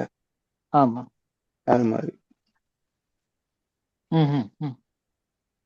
புரியுது ஐயா. கொஞ்சம் இன்னும் கொஞ்சம் ஆழமா யோசிக்கணும். இது கொஞ்சம் டெப்தான சப்ஜெக்ட் தாங்க ஐயா. அதான் அதான். ஆமா ஆமா. நன்றி ஐயா, நன்றி. நன்றி வார நன்றி வார அம்மா. கிளாஸ்ல கிளறிவை பண்ணிக்கலாம். ஆமா ஐயா, ஆ நன்றி. சரிம்மா, வாழ்க வளமுடன். வாழ்க வளமுடன்.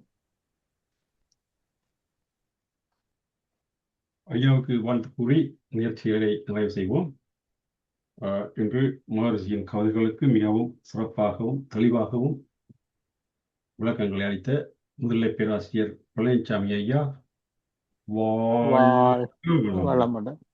அவரின் உடல் நலம், மனவளம், பொருளாதார வளம் வாழ்க வளமுடன். வளமுடன். அவரின் அன்பு குடும்பம் வாழ்க வாழ்க வளமுடன். அவரின் வேதாத்திரிய தொண்டு வாழ்க வாழ்க வளமுடன். வளமுடன்.